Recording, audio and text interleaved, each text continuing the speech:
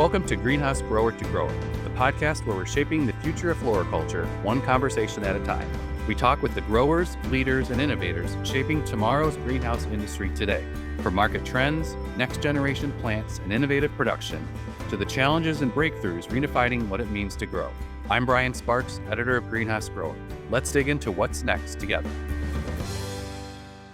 The March 2026 issue of Greenhouse Grower featured a closer look at how PCR and DNA sequencing are improving pathogen testing and identification in greenhouses.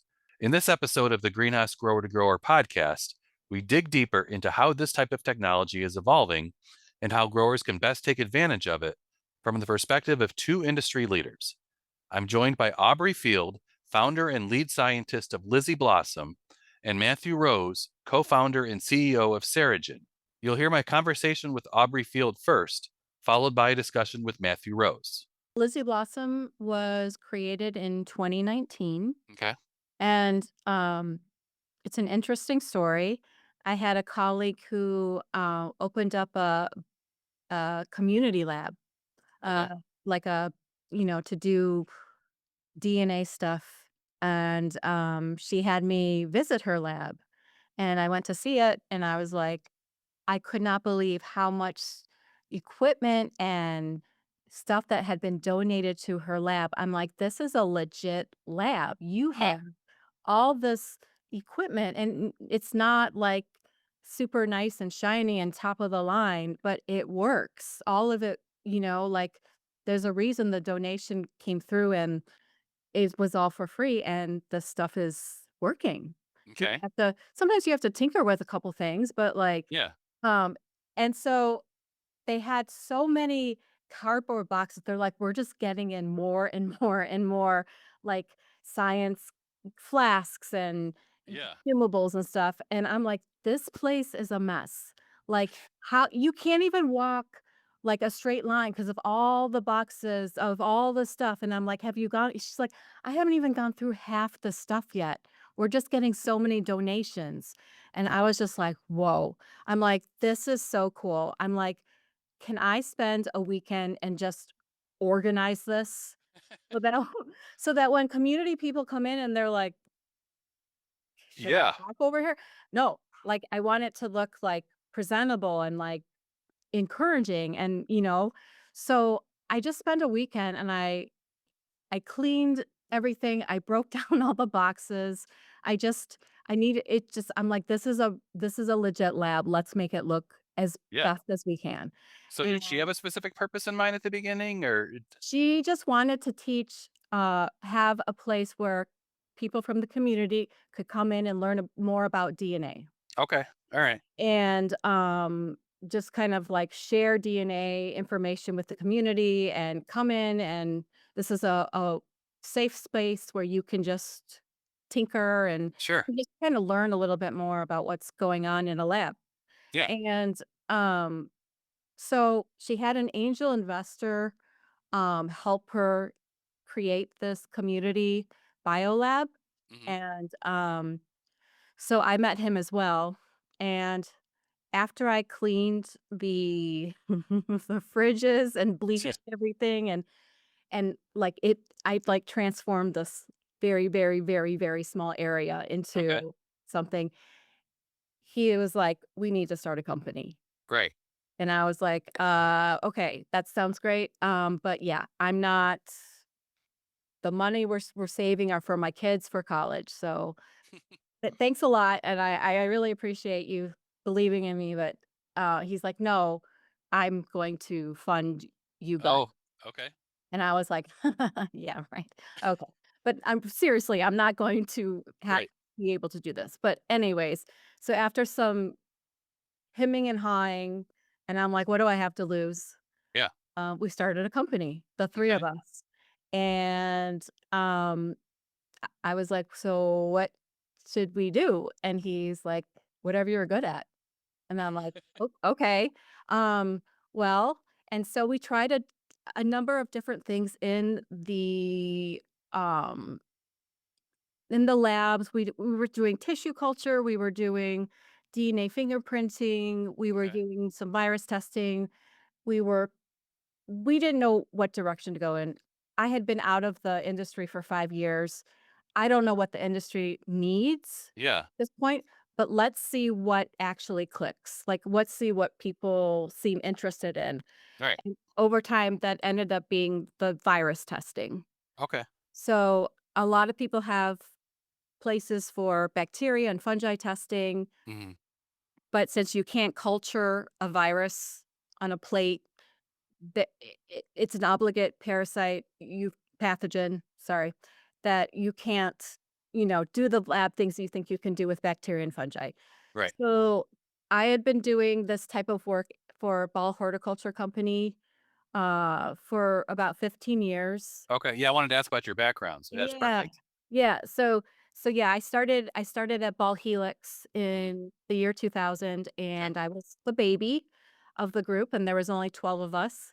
So, I got to do all the great, great, you know, things that need to get done, but need to Sure. get done, and I Yeah. was I was all for it. I was so excited for this startup company, and the projects we had going on were just, like, mind-blowing to me, and Mhm. I just helped everyone, the chemistry group, the tissue culture group, the transformation group, like, whatever what because I just wanted to be part of everything, Yeah. um, and it was just such an individual, uh, job that I would never find anywhere else, Okay. honestly. And, so, yeah, so I was there for 15 years. We Okay. ended up doing more plant pathology at the end. So Sure. I got some plant pathology, about 5 years of training for Okay. that, and that was wonderful, but my passion's always been molecular biology, uh, Okay. DNA type of work, and I did a lot of that back at Ball. Um, but for Lizzy Blossom, we found a client that needed virus testing, Mhm. and we were very lucky to have this client, and this was during COVID. If you Okay, yeah. remember, this is when we started, perfect timing, and we didn't realize that the hort industry was gonna be okay as far as continuing on during the COVID situation, Sure. because we thought, "Oh, we're not going to have any customers." And so we started to actually look into COVID testing, Mhm. and doing that in our lab because we're Okay. like, "What if we don't have, client like, everybody is doing it in their garage. They're trying to do COVID testing. They're trying to come up with, everybody was on board and trying to do, all this fun kinda stuff, but Yeah. obviously, the large, big companies like Abbott and such were the ones that made Sure. made a Yeah. difference and Yeah. made kits and made machines that could do COVID detection. Mhm. Um, but anyways, we continued on with our one client and, we just started he's like, "I need virus testing, Okay. and I'm getting all this new material, and I need it tested before I feel confident that it doesn't have any pathogens." Yeah. So we did that, and so we helped him with all that information and did all that work, and then unfortunately, my colleague and I, eh, didn't work out the way that I thought it was gonna Mhm. work out, Okay. which was kind of frustrating and devastating at the same time, and we were friends, and, um, Yeah. we and she worked at Ball too, so, Okay. I mean, we knew each other for a really long time, and Yeah. our brains think very similar. We're Sure. very, very DNA nerdy scientist girls. Okay. So, um unfortunately, things didn't go the way that I thought they were going to go, so she ended up not being part of the company. Okay. Um, it was a 6-month lawyer fight for the name of the company Okay. because, Lizzy my middle name's Elizabeth, Okay. and Blossom is her middle name, Okay. so it was like the perfect name, Lizzy Blossom, and Yeah. so it took us a while to get the rights to the name, um and the angel investor was just 100% supportive in everything. Okay. So he helped, and at the end of the 6 months, he's like, "I know this has been a trying time. If you just wanna quit and you don't wanna move forward," he's like, "I totally understand." Yeah. Okay. And I'm like, "Just give me a few days. Yeah. Let Yeah. me think about this because this can't be the reason why Lizzie Blossom is not going to succeed." Right. Especially after all the work that you put into it. Yeah. Yeah. It's gonna be about the science. Yeah. If we if that's the reason why we go up. We're not gonna go down just because people can't get along. Hmm. So, I was like, "Okay, I think I'm ready to move forward." Yeah. And so we, uh, showcased at Cultivate, Hmm. for the first time. We had a booth, and, we didn't have any clients at this point. That one client we did have, unfortunately, did not wanna work with us anymore, Hmm. because of everything that had gone down, with, the other colleague. Right. So, we already paid for Cultivate, we already paid for the booth. I can't get my money back. Let's just go. Let's just see, is anybody gonna be interested in us? Yeah. I don't know. So, we went, and it was a wonderful experience. Um There were people that saw our advertisement in the booklet, which I Hmm. could not believe, and they came directly to our booth. Yeah. That was exciting. That was I was like, "Whoa, wait, you heard about us?" And they were like, "Well, just through the pamphlet." I'm like, "Oh." And, that started off, more and more, people coming to the booth and being like, "Well, can you test for this? Yeah. Can you test for this? Yeah." Yeah. And I'm like, "Just send us an email and, like, we'll get started right away. Whatever, you have an issue in the greenhouse or out production farm or whatever, let's see if we can do something." Yeah. And my one thing was, you get to try us out for free. Hmm. So if you don't like us or you're like, "Oh my god, I already wasted money on all these other testing things, and now I gotta do testing, and I don't even know this person." Right. So that's the first thing is and then I say you decide on whether you wanna continue working with us Hmm. or you're like, "This is not for me." Right. So we have kept every single customer that Good. we come in contact with, Yeah. um, and, we have moved to 3 different laboratories Okay. because of situations, and then eventually we are now in Naperville, Illinois. Okay. And we're 5 minutes away from my house and 5 minutes away from my 2 boys', schools. Oh, nice. Oh, yeah. Nice. Okay. So, yeah. Um, and the virus testing just clicked. Yeah. It was the niche that I think this industry needed, Hmm. and it is working in our favor, and, um we feel people are really happy with our services, and Yeah. the main goals of Lizzie Blossom is just to do the best we can, with the testing. Also, I like to include some type of research with when we do come up with an answer, Right. so that there is, like, some type of journal article they can refer to and be like, Oh, yeah. "Oh, yeah, this makes sense. Like, now I can read all this, and I know even more about the pathogen that we are dealing with." Oh, it really tells the story. So it's not Yeah. just, your word and their word. It's here's all the background that goes into it. And yeah, that's got to be really valuable. Yeah, exactly. So it's not like, "No, it's negative." Yeah. Well, that's not telling me much, or Right. yes, it's positive, but how do I find more? You know what I mean? I like Yeah. to, like, kinda give an overall as much as I can Yeah. to describe what's going on. Yeah. And I don't always know that either, Hmm. but, you know, it's it's the part that I find really exciting and interesting is Yeah. why do they have this issue? Why do they have this pathogen? Right. Or maybe they don't have any pathogens, they just have nutrient deficiencies or, let's just figure it out together kinda Yeah. thing.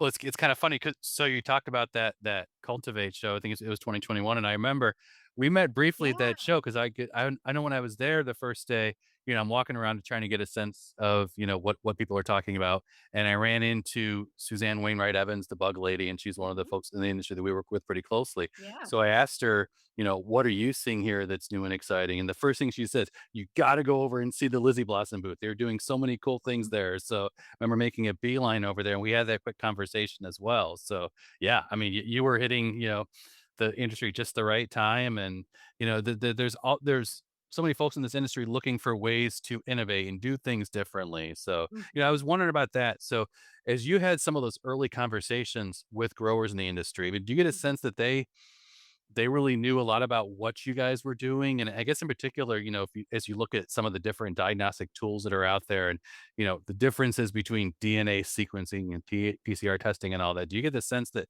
they really knew, okay, what can this really do for me, and when's the right time to use each one of those? Mhm. Um, no, Okay. I don't. Um, Unfortunately, I don't think there's been a lot of education in this industry on the different types of diagnostic tools and when you wanna use one tool over another, Okay. and it's confusing. I Yeah. think it's very confusing to, break it down, but basically so what we do at Lizzy Blossom is conventional PCR, Mhm. and that's just like yes or no. Like, Okay. you run the PCR and you run it on a gel and you see a band or you don't see a band. Yeah. That's the basic, and then there's more levels of PCR, but for what we're doing right now, um, that works great for customers Sure. because it seems like growers are like, "Well, I needed an answer yesterday." Yeah. And Yeah. and they're like, "I just wanna know, yes or no.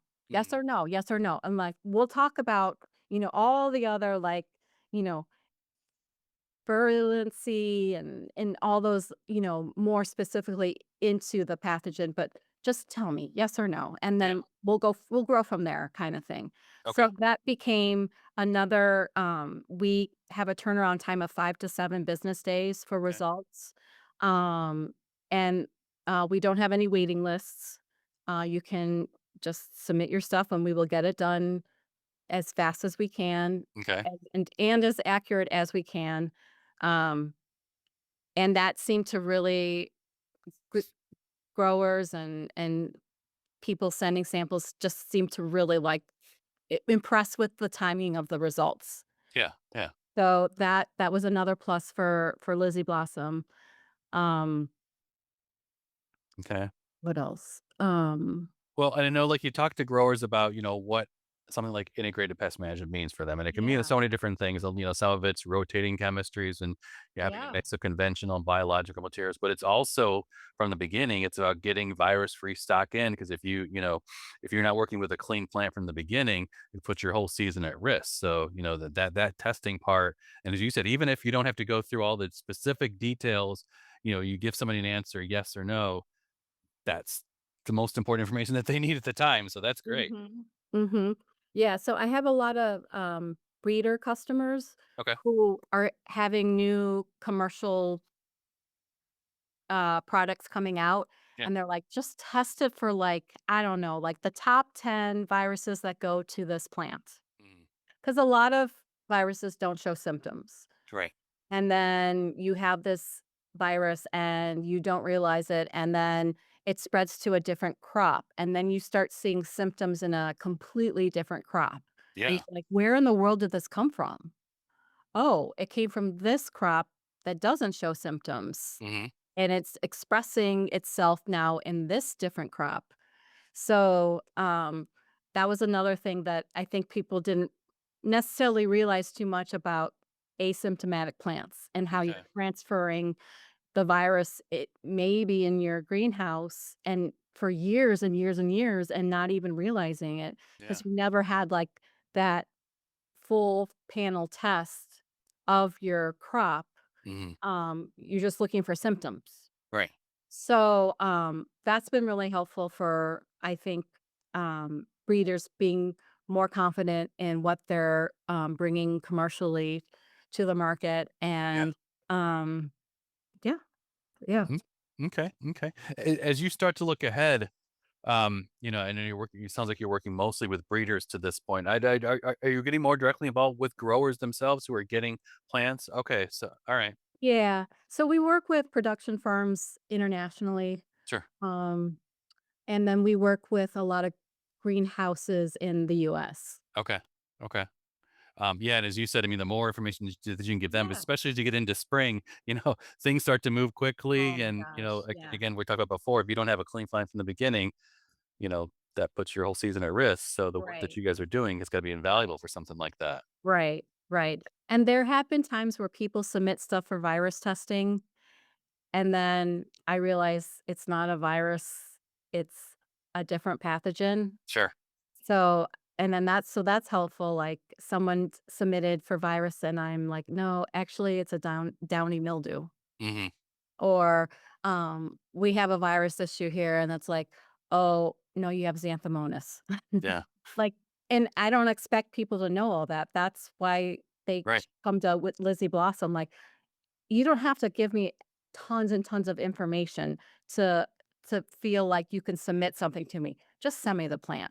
Yeah. I'm really just not about, like, forms and trying to be like, "Okay." I have a lot of, Spanish-speaking customers, and I know they get a little intimidated when they're trying to fill out forms, and it's like they are not necessarily sure how to do it, and so then they Right. have to send it in. Yeah. And I'm just like, "Just let's just work what we can, and I will give you a proper report at the end of it." Okay. Um, Okay.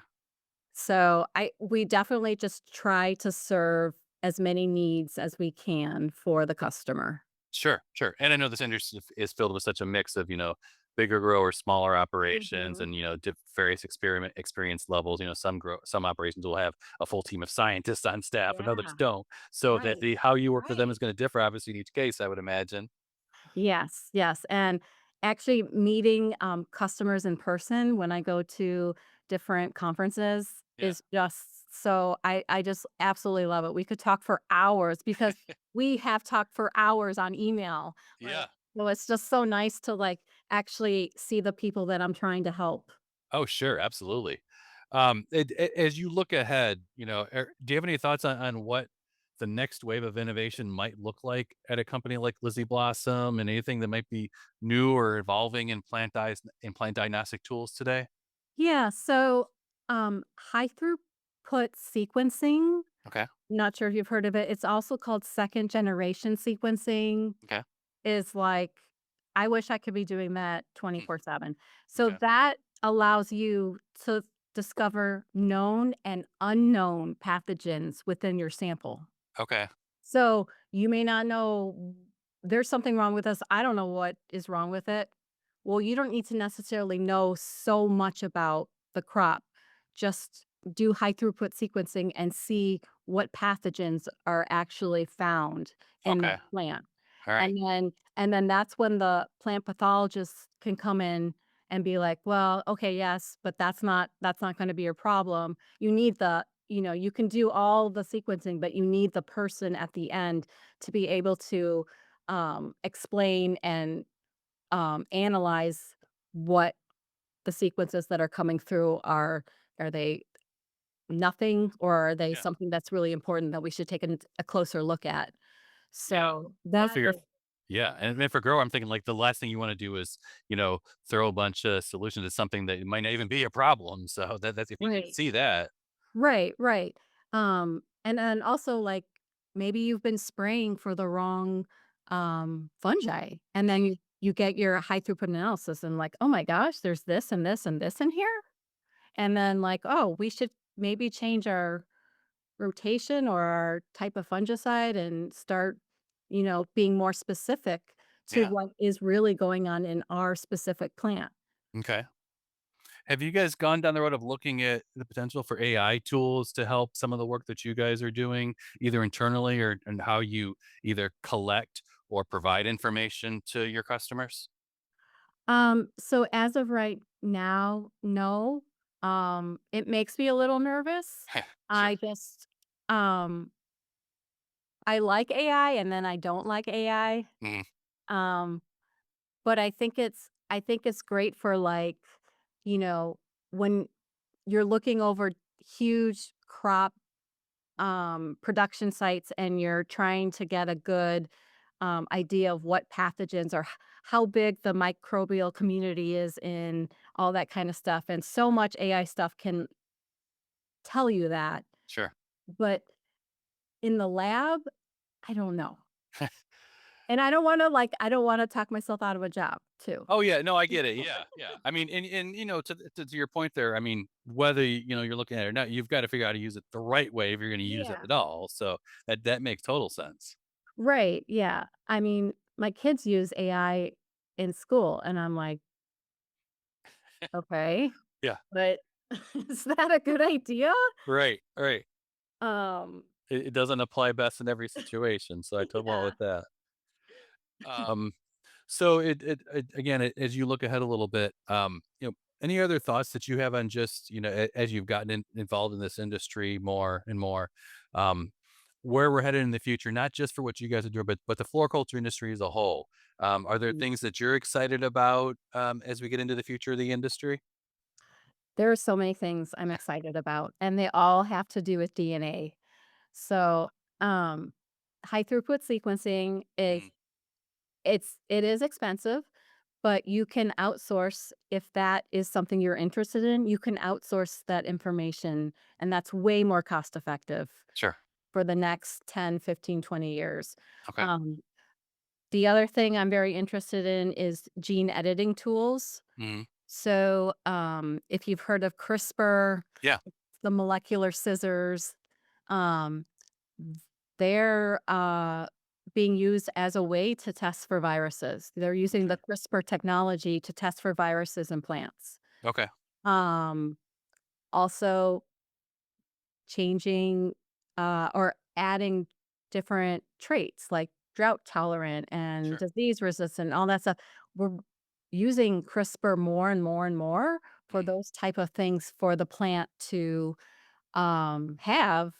And CRISPR is getting cheaper. I know that sounds so ridiculous, but mm, CRISPR is getting cheaper, and, it's taking much less time than conventional breeding, and there's just so many possibilities that you can do to a plant yeah. and pathways and genes to, edit, uh, for, like, example, the scent Yeah. of a flower. Um, there and I know CRISPR sounds so far-fetched, but there are high school students that do CRISPR. Right. Right. This is not like, "Oh, I'll never be able to afford that." It's I think it's just the wave of the future. I don't see any reason why you wouldn't do CRISPR Yeah. to try instead of other tools to try to get drought resistance or whatever trait that your specific plant or you would like to have in yours material. Right. Technically, it's not a GMO Mm, if you do it that way. yep. So I know that there's a lot of fear about transgenics and genetically modified organisms. I could talk a whole hour about how I don't believe that in any way, and that we need GMO to be able to survive and have enough food for the world. Yeah. I don't see any other way we can do that. We're Mm, running out of land. We need to come up with some new things because we have yeah. too many people on this planet to Yeah, feed. and you've gotta feed everybody, and you gotta Yeah, do it the right way, yeah. so, no, I So totally understand that. yeah, so it just comes down to how are you going to use this editing tool, and are you going to use it in the way that people would, you know, it makes sense. Like Yeah, you're not using it to make like I don't know, like a plant that like has legs or something. I right, don't yeah, know. yeah. Just like let's use it for the greater good of the industry and the world. Oh, yeah. Well, And there and you talk about, the value that you bring to the plant breeding side of things. I mean, for a while, it's not set well, isn't it stopped, but, like, there was a big focus on, disease and building disease resistance in Yeah. plants, and now, as you mentioned there, some of the next things that are coming are drought tolerance, cold hardiness, things like that, Mhm. all the work that, research like this and tools like this can help build into these plants to, be able to help the industry continue to adapt to, what's changing in the environment and be able to continue to provide high quality plants. Exactly, and, I mean, trying to keep up with the climate nowadays, it's just you gotta be on your toes more, Yeah. like, I feel like we're there the climate is moving at a faster rate than we are, and we're always trying to play catch up in trying to figure out what the next disaster is gonna be or whatever, as Yeah. far as pathogens and plants, so Yeah. Well, it's important work that you guys are doing to help the industry kind of move into the future. yeah, yeah, and I mean, I love the technology, I love CRISPR, we're actually gonna start our own proof of concept, here in the lab for Lizzy Blossom, so Okay. that's kind of the direction we're going into, Okay. with the virus testing and, just kind of, I don't know, letting loose and just I wanna try all this technology, it's just so cool, I'm sick of just watching people do all these amazing things with CRISPR, and I'm like, I do have a lab. Maybe I could try to do something on a small scale and just see what happens. So Matthew, welcome. And one of the things I want to do before we, dig into the details on pathogen testing and some of the things that growers know now and that they need to know is just some basic info on Ceragen. How the company got started, your role at the company, and some of the other company's main goals and overall mission. Yeah, absolutely. Yeah. So Ceragen got started back in April of 2021. Okay. I was one of the co-founders. We started out actually as a microbial inoculant company focusing Okay. on biostimulants. One of the things we really found as we were developing those products is that growers have a hard time evaluating the success of those products in their own systems. Yeah. You'll apply it into your watering system and really not have any way to tell, is it persisting? Is the yield improvements I'm seeing actually a result of that inoculant? Yeah. So what we did is that we developed our own sequencing-based microbiome analysis to allow growers to actually see like, oh, here's actually what percentage of of the microbiome is the inoculant. You can see it actually colonizing the roots, and then that kind of continued on where growers seemed to be honestly more interested in that aspect of the company. So Sure. um, we had kind of pivoted the company more into that, and then also turned that microbiome analysis fully into disease testing as well, where we're able to do a full screen of the bacteria and fungal and other eukaryotic profile of the microbiome, and then use that to identify any sort of potential pathogen issues or whether or not you have anything at all. Okay. And that seems so critical now because I know we talk to a lot of growers, and one of the things they'll say is, they're putting a lot of resources into producing a high quality plant, and that includes keeping it, disease free. But they want to make sure that they can be able to accurately measure and determine that the resources that they're putting into this are paying off. So it sounds like this is a nice tool to kind of help them in that process. Yeah, exactly. It's you run into all sorts of issues where it's like they've used a fungicide or something like that, and they're just like, yeah, I've used this for 10 years. I just assume it's still working, but they actually don't have any evidence of that, and so they just like habitually keep on applying it, or they might maybe a new fungicide comes along, and it's like it's hard to tell whether or not, or if you're using like a biostimulant, because especially if there's no like clear indication of like, oh, I applied the biofungicide and then the fungus went away. Whereas with a biostimulant, it's like, okay, I applied it and maybe I saw a yield increase. It's Yeah. difficult to actually be able to tell those things. And so, what we want to really provide growers is the tools to analyze their own microbiome and see those changes and be able to make proper evaluations of whether or not the products they're using are working. Okay. I know that there's different type of testing options that growers have. Can you maybe talk a little bit about, how some of those diagnostic tools work and maybe when it's more appropriate to look in one direction as opposed to the other? Yeah, absolutely. Probably your most simplistic test would be a test strip. Oftentimes, you're using those for pathogen testing, where it's like a fusarium test strip or something like that, where Okay. you're specifically looking for exactly one thing. Those are more of like a presence absence test. I call them like yes no tests. Yes, I Yeah. have it. No, I don't have it.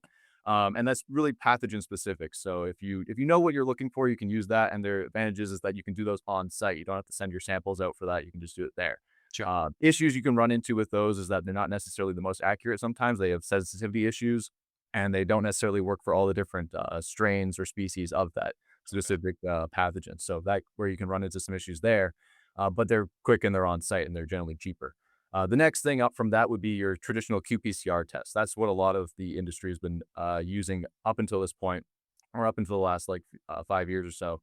And that's where it's again still more of a presence absence test, but there is a can be a quantitative element to that where it can be, is this a like a high amount of the pathogen in your system, or is it a low amount? They can give a little bit more granularity on that front, Sure. but again, it's still more of a presence absence test. And so where the advantage of that is that you don't need to have a lot of it in the sample that you're testing in order for it to come back positive or negative. So Okay. if you have a situation where you're like doing a water test or you're doing like a surface test, because there's often not a lot of like microbial mass there, you can actually still pick it up with a qPCR test. Whereas something like a Mm, sequencing based test, you need more of that microbial mass. But again, yeah, it's not giving you as much of the granularity, but it can actually pick up those small amounts of pathogen there. So it's great for that. okay. And then the final testing that we mainly focus on, which is sequencing based testing, is kind of a new player in the space. And it's only been over the last like decade or so as sequencing costs have come down that we're able to use sequencing as a like an effective testing tool without it being just prohibitively expensive. Yeah. And the advantage of sequencing is that it allows you to get a comprehensive view of your whole microbiome. So you're not just testing for one specific organism with a test strip or a qPCR test. You're getting the relative abundance of everything in your system. So all of the fungi, all of the bacteria, all the eukaryotes, nematodes, all that stuff. So Okay. generally, though, we use you get the full screen of all the bacteria separately than the eukaryotes, but that's just the way it usually goes because it depends on the region of the genome we're amplifying. Okay. Uh, but yeah, Well, so now, that's oh sorry. no, please go ahead. Yeah, so yeah, it shows all the different bacteria in there. Downsides of that testing is that it can sometimes be a little bit longer lead time. You're usually looking at about like a 10-day turnaround.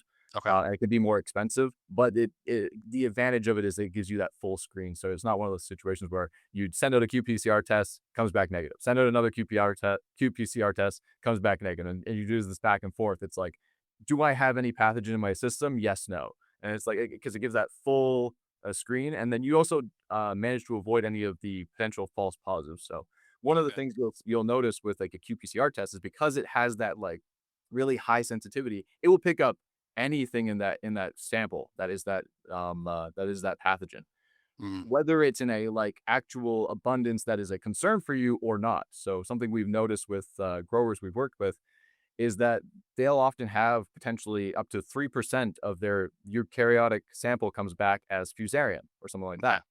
And that just kind of remains there the entire time. So if you do a PCR test, it's going to come back positive for fusarium. But Sure.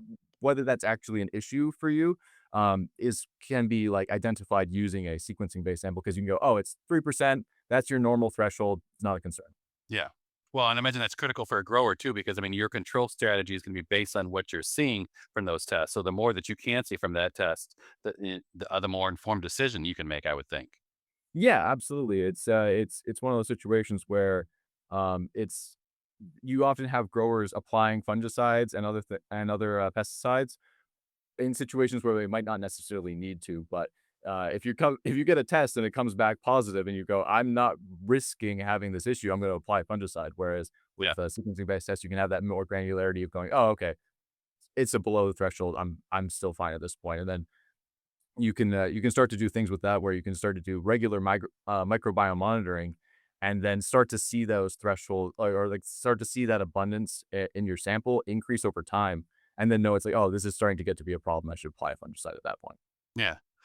Do you think that the growers have a lot of familiarity with the different types of testing options that they have? And then, how do you kind of communicate, what some of these resources are to the industry? Um, some do, some don't. It kind of depends on the technical background of the grower. I'll get things as detailed as I would specifically want this qPCR test for this virus. To hey, I have a problem. What do I do? Yeah. And so we get the full range, and it's a situation where, yeah, if you don't have any sort of if you don't have any sort of experience with this kind of stuff, it can be difficult to find necessarily resources. But Google searches and AI responses have gotten a lot better about being able to provide that information to growers. So I highly Yeah. recommend looking things up. if you have any questions on that stuff. Okay. I wonder if we could talk a little bit about some of the, the growers in the industry that you've worked with. Maybe you have any, case studies or examples that you've used to, kind of show how a grower went through this process to, identify and then take care of a challenge that they were facing. Yeah, absolutely. I mean, obviously, a lot of their growers, what they're doing is basically they have a diseased plant. They take a sample of that plant, send it to us, and we just do general identification. But where they can often run into issues is where they're having abnormal situations. Diseases don't always present the same symptomology. Sometimes they're presenting some diseases will present the same symptomology, and so you Sure. run into situations like that. So one example is that we had a grower who had some like mechanical wilt or like them had wilt on their plant, and they weren't exactly sure what the issue was, and so they sent it out for disease testing. Hmm. And we did a full screen of their microbiome, and basically the results came back negative. And it was like, yeah, there's nothing like wrong with the microbiome. There's no pathogens on your plant.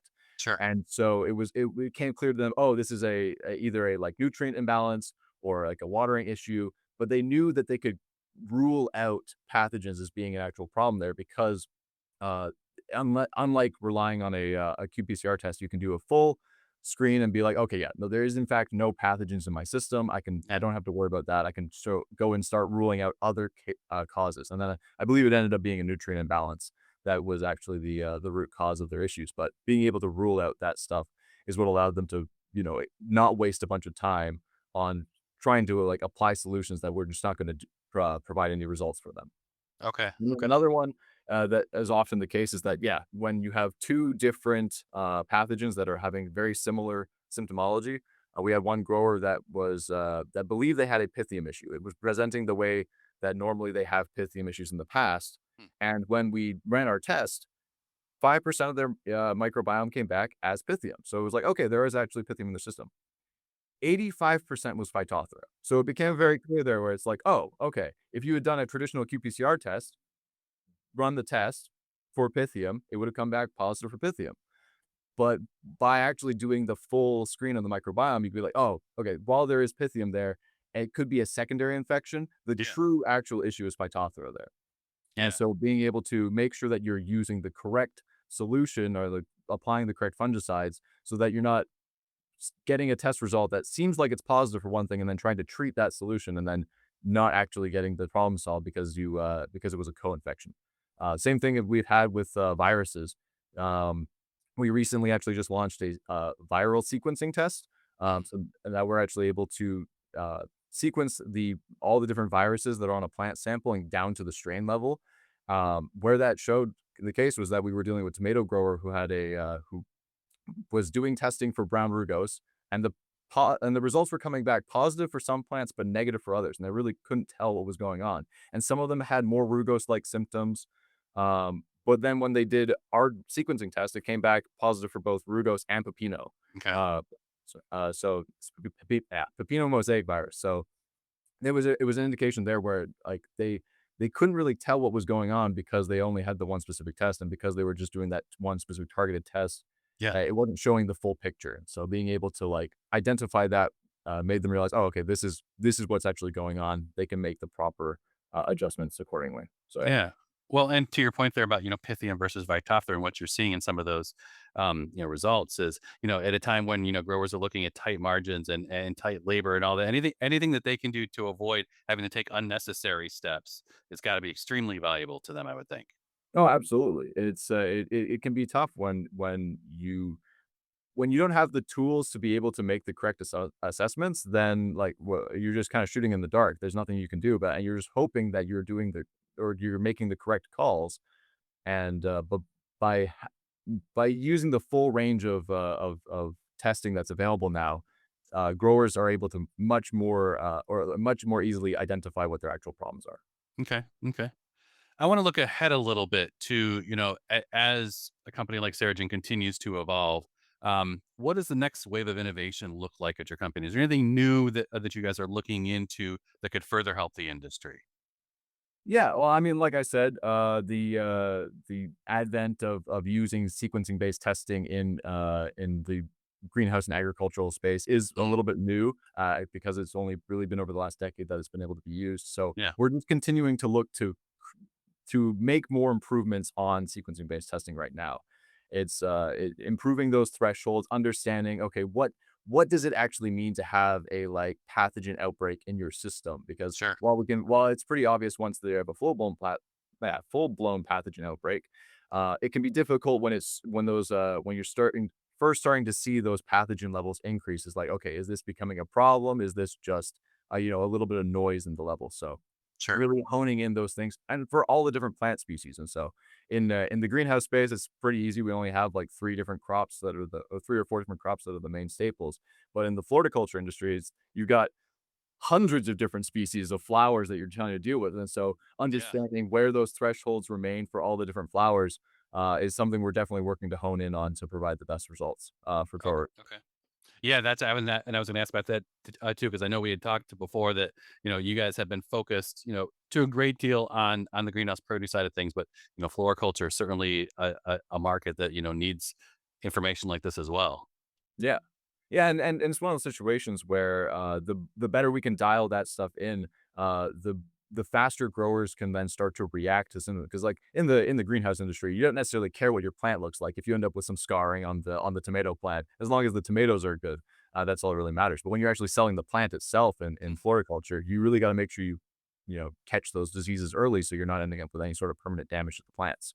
Yeah. So Yeah. so being able to do that continuous monitoring, and then be able to react accordingly once you start to see things go above those thresholds. That's where we are viewing the industry going to, is that it's less of a, because a lot of the times right now you're talking about preemptive treatments where it's like, Yeah. okay, I don't want to end up with any sort of fungal pathogen in my system, so I will preemptively apply fungicide, whether it's going to be in your system or not. And that costs a lot of money. Whereas if you start to implement things like ongoing monitoring, you can get a better idea of when you start to see these pathogen outbreaks. So rather than having to do a bunch of preemptive spraying or root drenches, you Sure. can just save applying the fungicides to when they're actually needed. Okay. As you look ahead, what excites you the most about the segment of the industry that you're involved in terms of where it can go in the future? Yeah, I think it's one of those things where, simply due to the fact that microbes are microscopic, you can't see them. It's been an area that hasn't really been investigated and like a lot of work dedicated onto into over the last while. Mm. Like, we've been using beneficial insects in the industry for years, decades now, and we've seen all the benefits of those. There's no reason we can't be doing the same thing with microbial products. It's like we apply beneficial insects to help prevent any sort of pathogen outbreaks. We use them for pollination. We can do the same thing with microbial products, but we can't do that if we don't know what's happening with them. And so Mm. being able to actually now start to like map out, okay, what does my microbiome look like? How are things changing there? Now you can start to go like, okay, I can apply a microbial inoculant that will potentially help my plant uptake nutrients better or grow faster. And you can actually evaluate that better instead of just hoping that it worked because you can't see what's going on.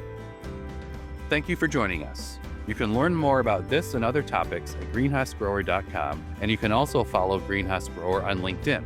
Please subscribe to this podcast on iTunes, Apple Podcasts, or Spotify, and please leave us a rating or review as it helps other listeners find the show.